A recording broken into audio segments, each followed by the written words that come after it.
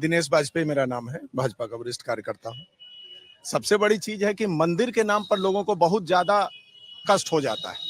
मंदिर अगर बना है तो सांस्कृतिक उत्थान के बिना आप अपना आध्यात्मिक और आर्थिक उत्थान नहीं कर सकते। ये भाजपा का शुरू से मानना है और वो उत्थान हुआ है, वो दिखता है। रेलवे में अब यहाँ से ट्रेन नहीं चलती, पीछे के स्टेशन से आती है, तो अब यहाँ से चलाओ, एक पितौजिया कर्पूरी ग्राम से चलाओ।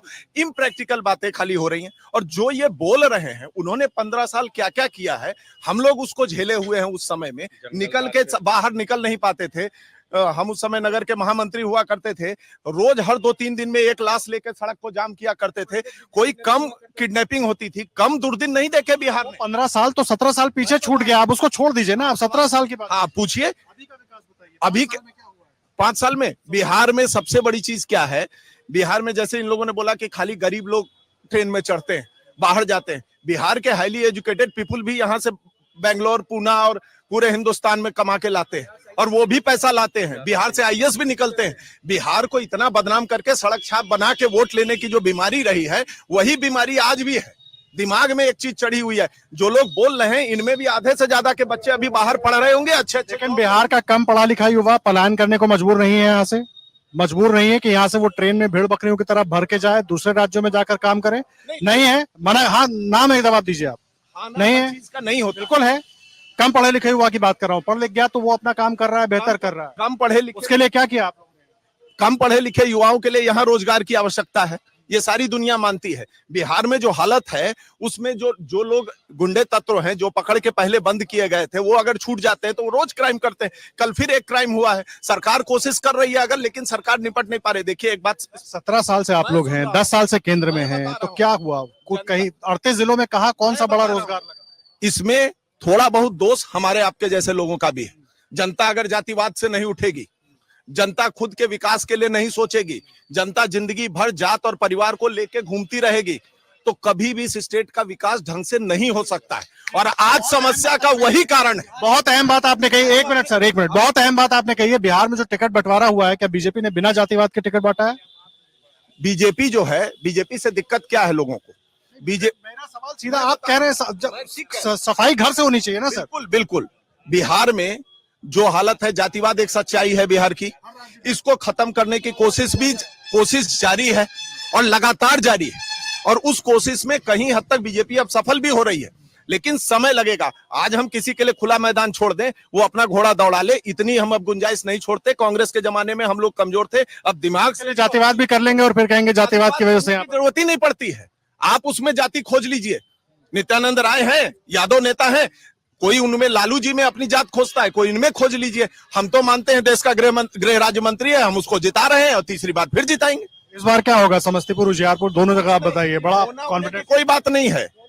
जिस राम जी से ये लोग चिढ़ के भाषण दे रहे हैं, राम जी के भी वोट प्लस है और पीछे के भी वोट प्लस है। आज के डेट में आप ये मान के चलिए 3-3, 3.5 लाख की लीड मिलने की स्थितियां हैं।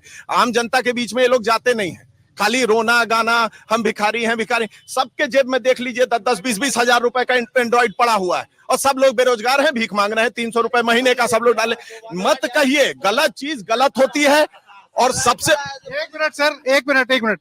जो कोई मजदूर कमा के अपने बेटे को एक फोन दे रहा है कि वो पढ़ने गया है, तो वो मेरे से बात करे, तो मतलब वो सफल है, उसको कोई कष्ट नहीं है? उसको कष्ट नहीं है अगर किसी आदमी के जेब में 20,000 का मोबाइल है। मुझको लगता है कि मेरा देश तरक्की कर रहा है, तब उसके जेब में 20,000 का मोबाइल है। और जिनको इस चीज से कष्ट है, वो बिहार को 15 साल पीछे ले जाके वही जमीन में घुसेड़ना चाहते हैं। गुंजाइश नहीं है पुरानी। आप राष्ट्रवाद बड़ी बड़ी बातों पर चले जा रहे हैं। समस्तीपुर का मैं कह रहा हूँ, कौन सी फैक्ट्री लगी, उच्च शिक्षा के लिए क्या बेहतर हुआ, उस पर कोई नहीं बात कर रहा है।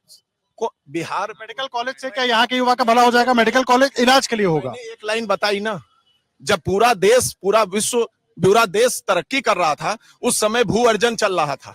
पूरे देश में नई नई कॉलोनियां बस रही थी, नए नए औद्योगिक प्रांगण का इंतजाम हो रहा था।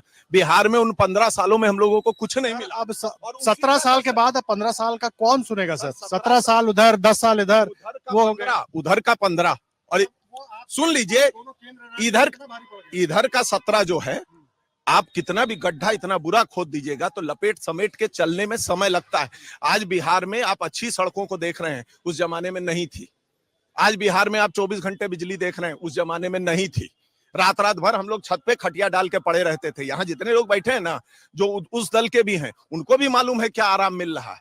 ठीक है, राजनीतिक अपनी समझदारी है, वो अपनी समझदारी से करें, लेकिन हाँ, हमको एक चीज से कष्ट होता है। कह रहा था कि आप लोग अभी भर नहीं पाए हो। नहीं, भर गया गड्ढा, उसके आगे चल रहा है।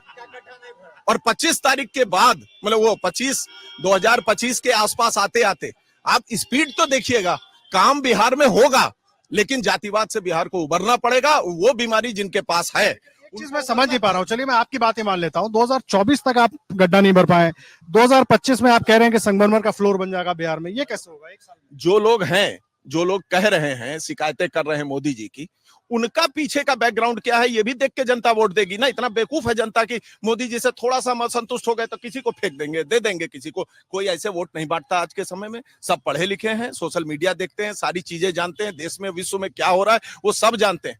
सेना के पास बुलेट प्रूफ नहीं था उस जमाने में, क्या क्या कष्ट हुआ है, आज सारे हथियार बन रहे हैं, सब कुछ बन रहा है, पूरा देश तरक्की कर रहा है। मोदी जी को वोट देने वाली आप आश्वस्त हैं? 101%। अगर आप ये वीडियो YouTube पर देख रहे हैं तो हमारे चैनल को सब्सक्राइब करें और बेल आइकन को दबाना ना भूलें। अगर आप Facebook पर ये वीडियो देख रहे हैं तो हमारे पेज को लाइक करें।